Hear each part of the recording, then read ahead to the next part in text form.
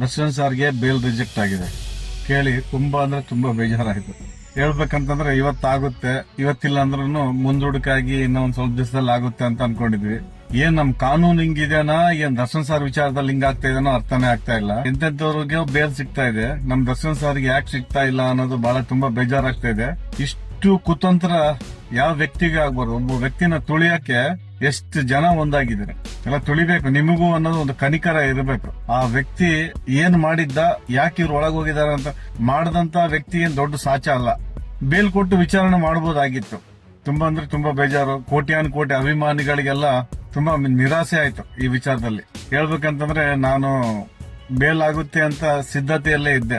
ಈ ವಿಡಿಯೋ ಮಾಡೋ ಉದ್ದೇಶ ಏನಪ್ಪಾ ಅಂತಂದ್ರೆ, ಅಭಿಮಾನಿಗಳು ಯಾರು ಧೈರ್ಯ ಕುಗ್ಗಬೇಡಿ. ಇವತ್ತೆಲ್ಲ ನಾಳೆ ಒಂದಲ್ಲ ಒಂದು ಒಳ್ಳೆ ದಿವಸ ಬರುತ್ತೆ. ಏನು ಒಂದ್ ವರ್ಷದವರೆಗೆ ಏನು ಬೇಲ್ ಆಗಲ್ಲ ಅಂತೇನಿಲ್ಲ. ಅಷ್ಟರೊಳಗಡೆ ಏನಾದ್ರು ಮತ್ತೆ ಅರ್ಜಿ ಹಾಕ್ಬಹುದು ಮುಂದಿನ ದಿನಗಳಲ್ಲಿ. ಏನಪ್ಪಾ ಅಂತಂದ್ರೆ ಬೇಗ ಫಾಸ್ಟ್ ಆಗ್ಲಿ ಕೇಸ್ ಅನ್ನೋದಕ್ಕೆ ಅರ್ಜಿ ಹಾಕಿದ್ದಾರೆ. ಅರ್ಜಿ ಹಾಕಿದ್ರಲ್ಲ ಏನ್ ವಿಚಾರ, ಬೇಗ ಫಾಸ್ಟ್ ಮಾಡಿ ಅಂತೇಳಿ ಮತ್ತೆ ನ್ಯಾಯಾಧೀಶರು ತೀರ್ಪು ಕೊಟ್ಟಿದ್ದಾರೆ. ಏನ್ ದೇವ್ರ ಅನ್ನೋದಿದ್ರೆ ಆದಷ್ಟು ಬೇಗ ಬಾಸ್ಗೆ ಬೇಲ್ ಆಗ್ಬೇಕು.